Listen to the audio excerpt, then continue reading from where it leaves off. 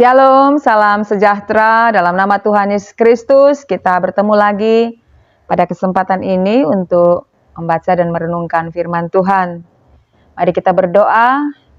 Kami bersyukur kepadamu Bapa dalam nama Tuhan Yesus yang telah berkenan memberikan kami kesempatan dalam perjumpaan kali ini. Tuhan, kami hendak membaca dan merenungkan firman-Mu. Tolonglah kami sehingga firman Tuhan boleh jadi berkat buat kehidupan kami, dan pakailah hamba-Mu ini dalam pemberitaan firman-Mu. Dalam nama Tuhan Yesus kami berdoa. Amin.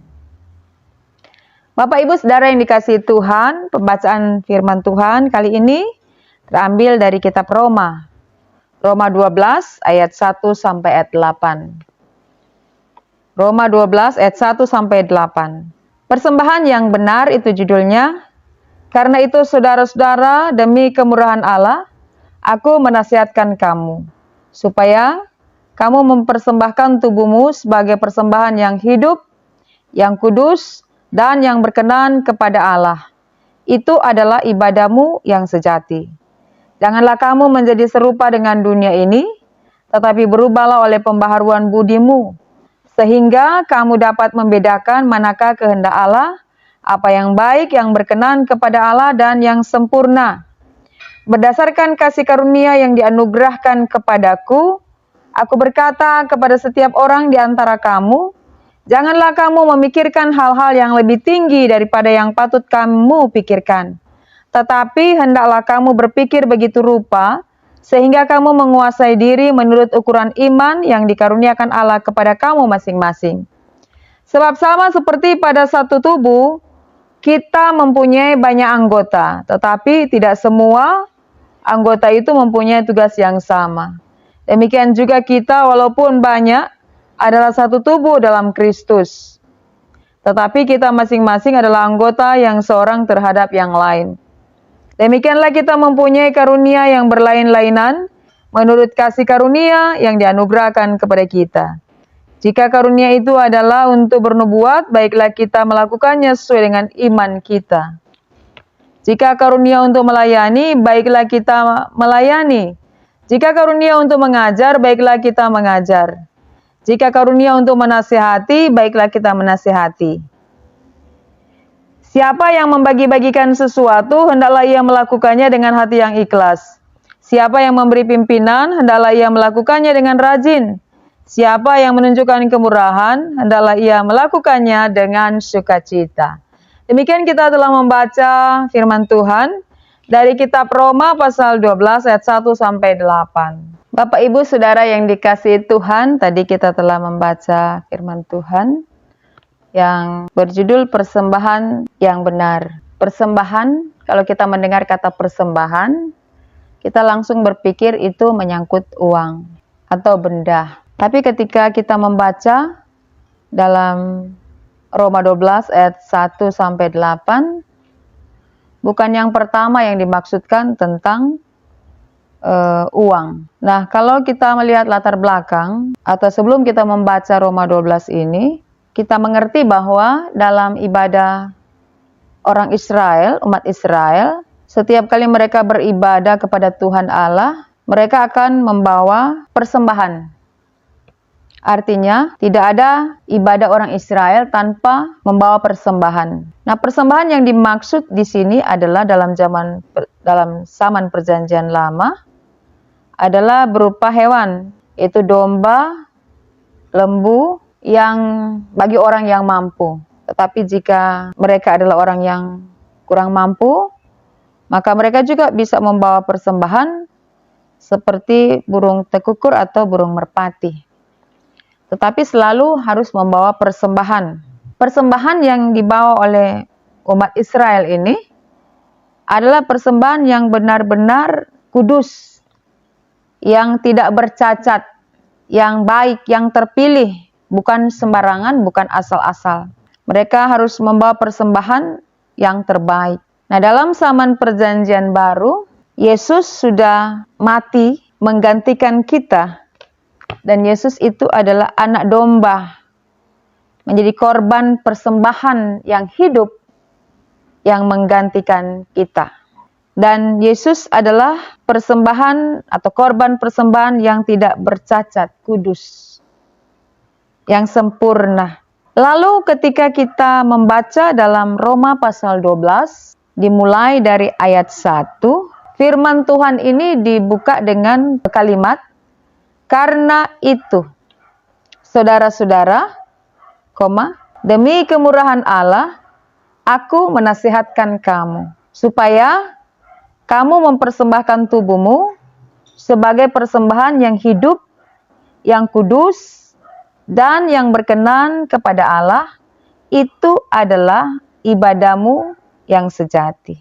Kalimat karena itu, saudara-saudara, adalah kalimat lanjutan dari beberapa penjelasan pasal demi pasal dari kitab Roma, mulai dari pasal pertama sampai kemudian dengan pasal 11 ayat 36. Dari pasal-pasal tersebut, 11 pasal ini, kemudian Rasul Paulus masuk di pasal 12, dia membuka dengan kalimat karena itu, untuk menjelaskan pasal-pasal sebelumnya. Karena itu, saudara-saudara, demi kemurahan Allah, dan seterusnya. Di ayat 1 ini Rasul Paulus berbicara tentang ibadah yang sejati. Apa itu ibadah yang sejati?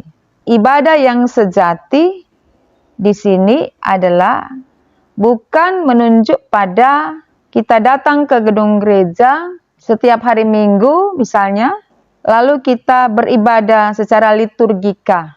Bukan demikian yang dimaksud.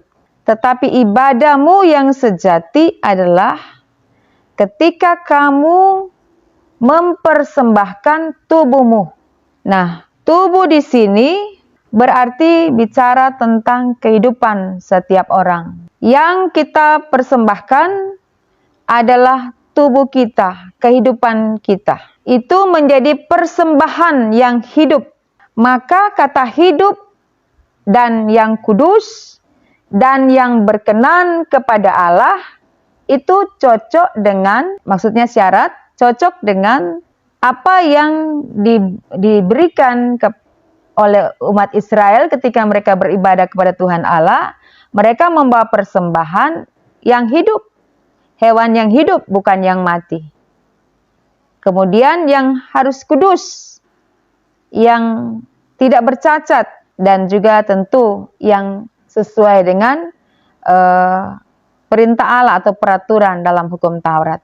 Lalu di sini yang diminta, mempersembahkan kehidupanmu sebagai persembahan yang hidup, manusia yang hidup, lalu yang kudus, yang dikhususkan, yang disendirikan, tidak cemar, dan yang berkenan kepada Allah, yang menyenangkan Allah, yang Allah suka.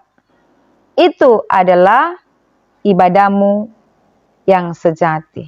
Jadi kehidupan kitalah yang dipersembahkan kepada Tuhan Allah. Kehidupan yang sesuai dengan apa yang Allah inginkan. Kehidupan yang benar, yang berkenan kepadanya. Kehidupan yang telah mengalami pertobatan. Itu adalah ibadahmu yang sejati. Di sini tidak bicara tentang uang. Lalu ayat 2 berkata, janganlah kamu menjadi serupa dengan dunia ini, tetapi berubahlah oleh pembaharuan budimu, sehingga kamu dapat membedakan manakah kehendak Allah, apa yang baik dan yang berkenan kepada Allah, dan yang sempurna. Ayat 2 ini masih berkaitan dengan ayat 1.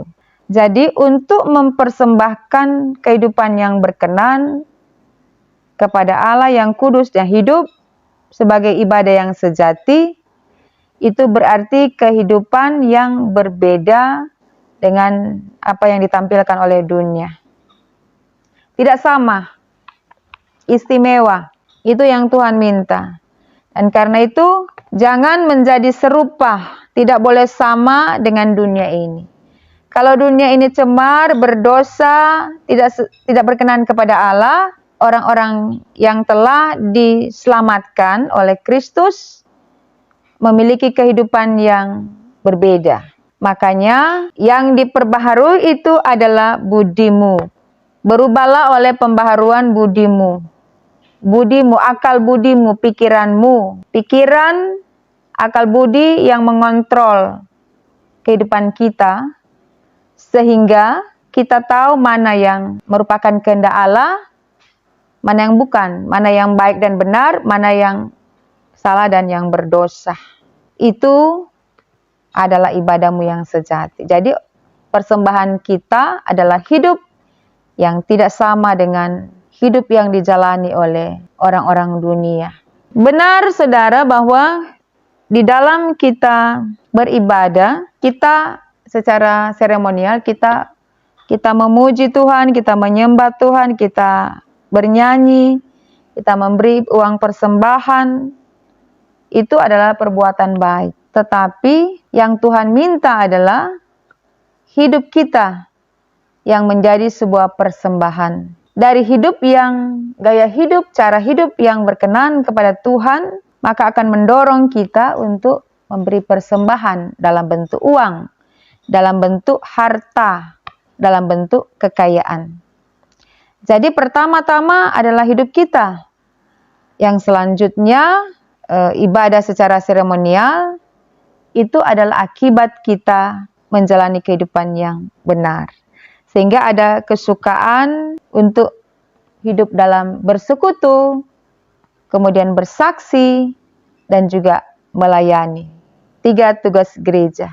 Nah, menjelaskan ayat 2 tadi, tentang cara hidup yang berbeda, seperti cara berpikir kita yang tidak sama dengan dunia ini, cara kita berkata-kata, cara kita bersenda gurau, adalah perkataan-perkataan yang berkenan kepada Tuhan, bukan perkataan-perkataan sia-sia, bukan perkataan-perkataan kosong yang tidak punya makna, atau perkataan-perkataan yang menyakiti orang lain, atau perkataan-perkataan yang kotor. Tidak lagi seperti itu, karena kita adalah manusia yang berbeda.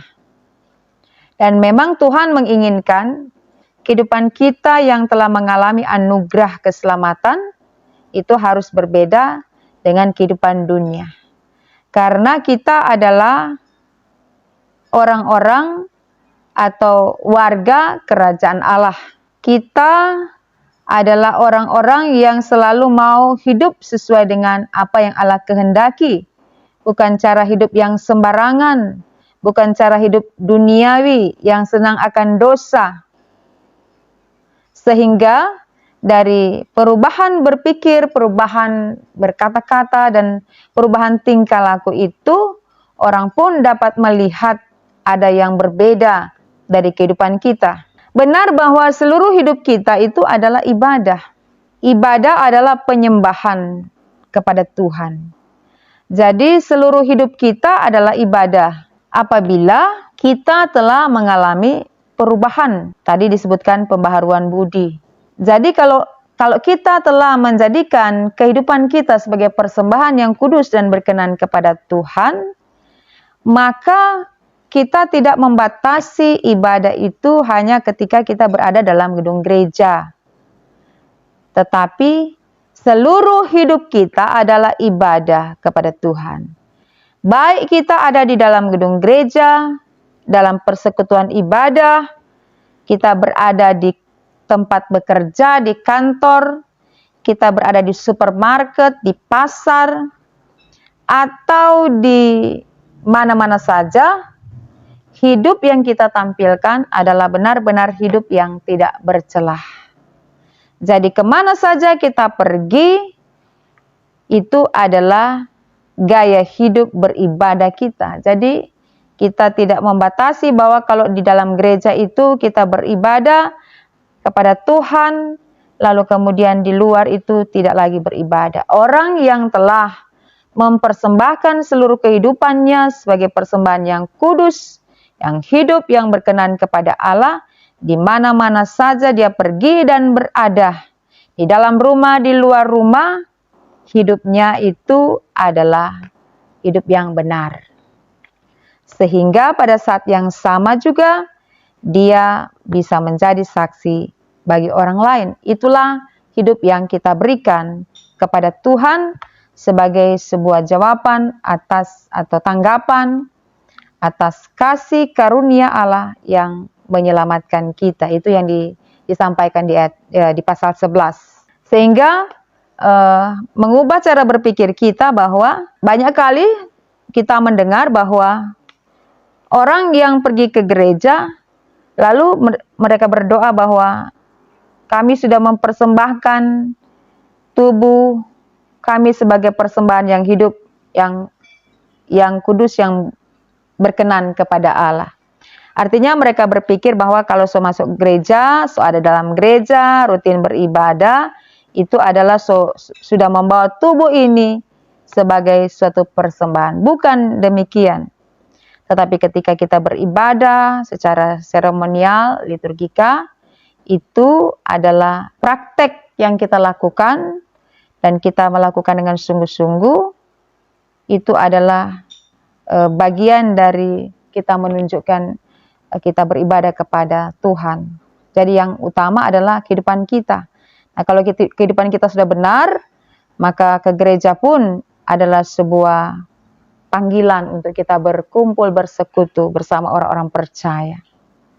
Tetapi bisa juga kita temukan bahwa ada yang masuk gereja, ada yang beribadah, tetapi ketika di luar gedung gereja, aktivitasnya juga akan kembali sama seperti hidup yang lama. Jadi orang yang demikian, dia memandang bahwa pada jam-jam tertentu dia hidup saleh, tapi jam-jam selanjutnya dia kembali kepada cara hidup yang Tuhan tidak kehendaki. Bukan demikian. Maka antara kehidupan yang benar yang dipersembahkan kepada Tuhan, budi pekerti kita juga, pembaharuan budi itu harus ikut serta. Dibaharui, maka seluruh anggota tubuh kita juga akan tahu membedakan mana yang benar dan mana yang dikehendaki Allah, mana yang sempurna. Seluruh anggota tubuh kita, tangan, kaki, mata, telinga, diperintah oleh pembaharuan budi, akal budi kita. Sehingga seluruh hidup kita dari mulai kepala sampai kaki, itu sebagai gaya hidup atau kehidupan yang berkenan kepada Allah. Lalu selanjutnya di ayat 3 Rasul Paulus berkata bahwa berdasarkan kasih karunia yang dianugerahkan kepadaku, aku berkata supaya setiap orang di antara kamu jangan memikirkan hal-hal yang lebih tinggi. Artinya bahwa pikirkanlah apa yang patut kamu pikirkan. Jangan memikirkan lebih daripada apa yang tidak mampu kamu pikirkan. Sehingga kamu harus berupaya untuk menguasai diri menurut ukuran iman. Jadi memikirkan hal-hal yang dapat kamu pikirkan. Jangan jauh di luar sana yang melebihi daya atau kemampuan untuk berpikir. Ayat 4 dan sampai ayat 8 ini menjelaskan tentang karunia-karunia Roh Kudus. Menjelaskan bahwa pada setiap orang dianugerahkan karunia-karunia yang berlain-lainan, yang berbeda-beda. Tapi walaupun berbeda-beda, kita adalah satu tubuh. Satu tubuh, tetapi banyak anggota. Analoginya anggota tubuh kita. Kita semua adalah satu tubuh. Dan di dalam tubuh ada tangan, kaki, mata, hidung, dan semua itu ada tugasnya masing-masing. Tetapi ada dalam kesatuan. Begitu juga dengan persekutuan orang percaya. Sebagai tubuh Kristus. Ada banyak anggota di dalam gereja, persekutuan orang percaya. Tapi setiap orang ada karunia yang dianugerahkan Tuhan. Yang berbeda-beda, tapi walaupun berbeda-beda, ada dalam satu kesatuan, bukan terpisah-pisah. Sehingga yang satu dengan yang lain, dengan karunia yang berbeda-beda itu tetap menjadi persekutuan yang saling membutuhkan dan saling melengkapi. Nah, perbedaan-perbedaan karunia-karunia ini dianugerahkan Tuhan, dan memang hanya Tuhan yang dapat memberikannya kepada siapa dia mau memberikannya. Itu tujuannya supaya karunia-karunia yang berbeda-beda itu untuk saling melengkapi. Ada karunia untuk bernubuat, maka jika ada seseorang mendapatkan karunia untuk bernubuat, firman Tuhan berkata, maka dia melakukannya sesuai dengan imannya. Dia bernubuat. Kemudian ada karunia untuk melayani. Baiklah kita melayani kalau mendapatkan karunia melayani.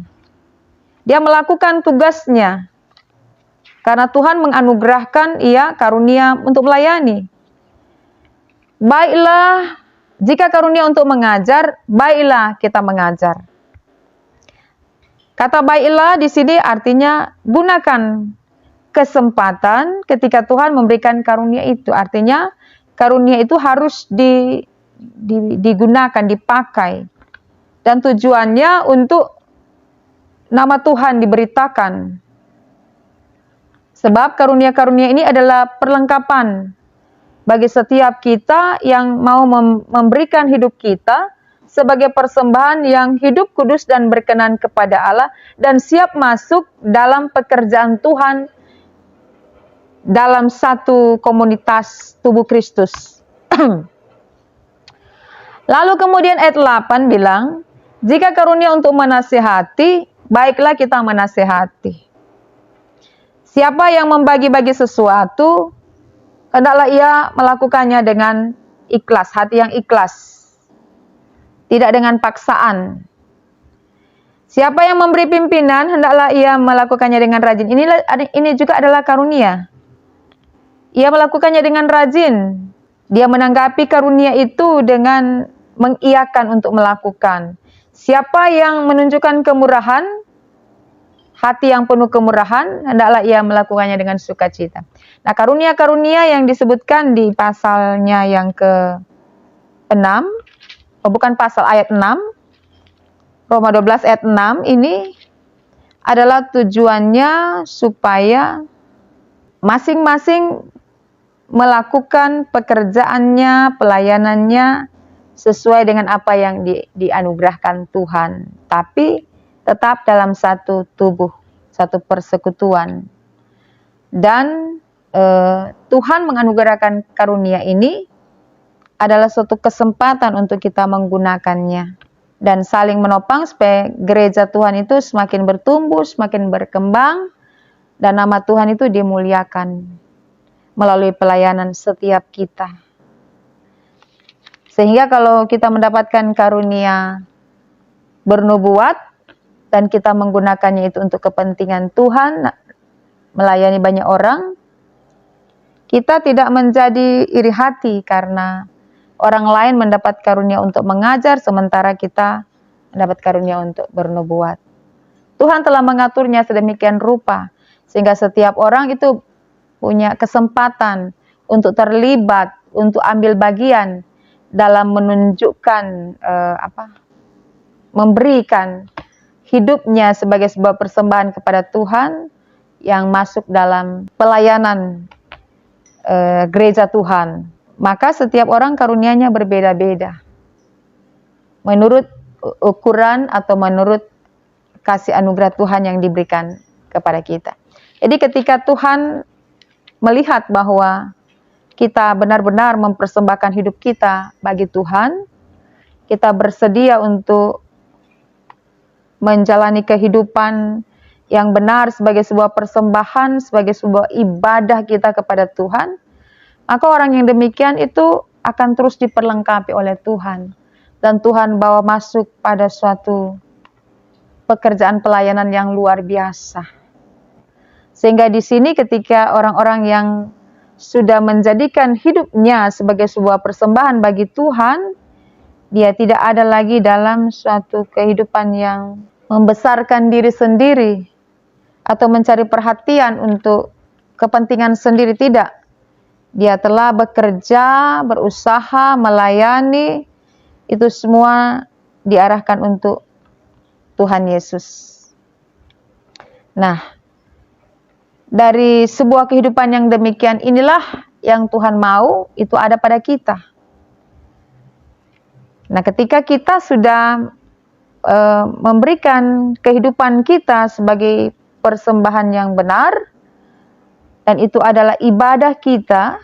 Jadi kita beribadah memuliakan Tuhan melalui seluruh hidup kita. Karena beribadah tadi kan disebutkan ibadah itu kita memuliakan Tuhan, meninggikan Tuhan, menghormati Tuhan.